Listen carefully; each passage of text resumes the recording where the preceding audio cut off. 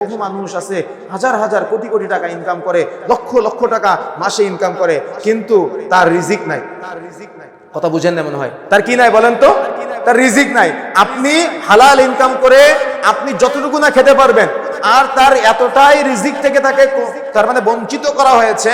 দেখবেন সে আমাদের জন্য গরুকে হালাল করা হয়েছে, অনেকে আসে এমন রোগ ব্যাধির সাথে জড়িয়ে গিয়েছে, হালাল হালাল এমন সুস্বাদু কিছু খাবার থেকে তারা মুক্ত হয়ে যায়।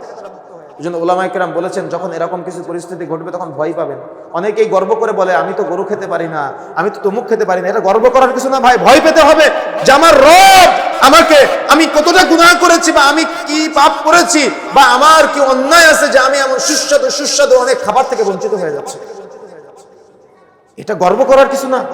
এই জন্য আরাবিয়ান শেখরা বিশেষ করে যখন এরকম পরিস্থিতি দেখে তখন তারা ভয় পায়। কিন্তু আমাদের মধ্যে ভয় না, বরং আমরা এগুলো মানুষের সাথে গর্ব করে বলে বেড়াই।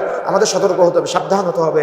আমাদের রিজিককে সংকুচিত যাতে করে না হয়ে যায় সেদিকে খেয়াল রাখতে হবে।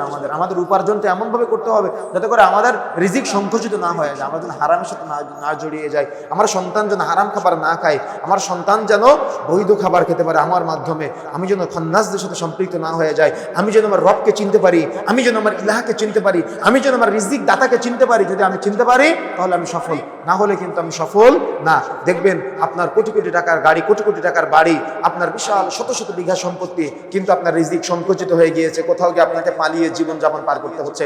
এরকম হতে পারে কেন? আমরা পাপে জড়িয়ে যাই। আপনি আপনার জীবনে যদি কখনো এমন মুহূর্ত আসে, তাহলে আল্লাহর কাছে সবসময় তওবা করতে হবে, ভাবতে হবে যে আমার আল্লাহ আমার রিজিককে সংকুচিত করে দিয়েছে, আমার এত এত এত কিছু থাকার পরেও আমি কেন আজকে অবস্থায়, এটা আমার পাপের ফসল। কথা বুঝতে পেরেছেন? এই জন্য যার জীবনে এটা ঘটুক না কেন, আমাকে আপনাকে সর্ব অবস্থায় সব সময় আল্লাহর কাছে খালিস অন্তরে তওবা করতে হবে যে আমি ভুল করে ফেলেছি, আল্লাহ তুমি আমাকে ক্ষমা করে দাও। আল্লাহর কাছে চাইতে হবে। এটা গর্ব করার কিছু না, এটা অহংকার করার কিছু না। এটা মনে রাখার চেষ্টা করবেন যে আমাকে আপনাকে আল্লাহর নৈকট্যশীল বান্দাদের অন্তর্ভুক্ত হওয়ার জন্য যতটুকু প্রয়োজন, এর সব থেকে বড় প্রয়োজন হলো আমরা যদি আমাদের উপার্জনকে হালাল করতে না পারি, আমরা যদি আমাদের রবকে চিনতে না পারি ইলাহ হিসেবে। অর্থাৎ দেখেন, প্রত্যেক মানুষের তাওহীদের ইলম, তাওহীদের জ্ঞান অর্জন করা জরুরি। তাওহীদের জ্ঞান যার মধ্যে নাই, সে যদি সালাত আদায় করে লাভ নাই। তাওহীদের জ্ঞান যার নাই, সে সিয়াম পালন করলে সিয়াম কবুল হবে না। যার তাওহীদের জ্ঞান নাই, সে হজ করতে গেলেও তার হজ কবুল হবে না। যার তাওহীদের জ্ঞান নাই, সে দান করলে তার দান কবুল হবে না। কেন?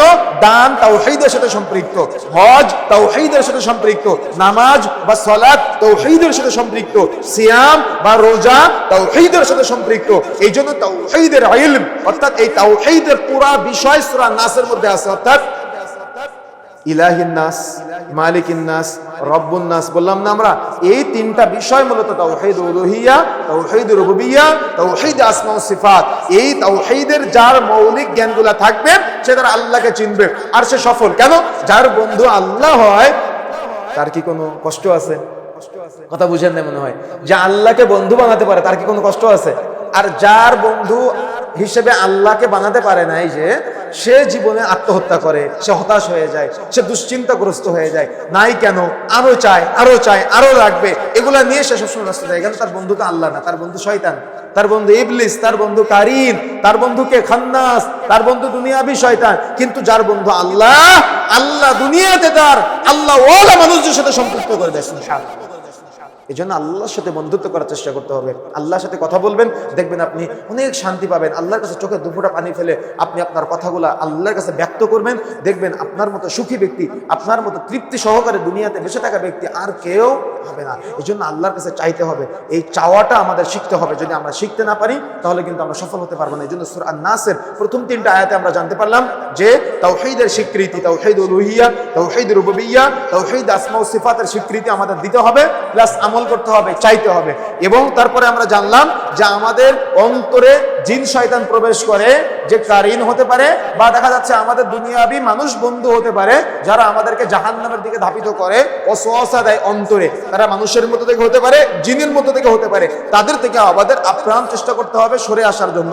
তাদের থেকে আমাদের নিজেদেরকে সর্বদা সতর্ক থাকার জন্য ট্রাই করতে হবে, চেষ্টা করতে হবে। এবং সন্তানদেরকে চেষ্টা করতে হবে আমার সন্তান যেন ওই বদ রাগী বা যারা খান্নাস টাইপের বন্ধু আছে তাদের সাথে মিশ্রণ ঘটাতে না পারে।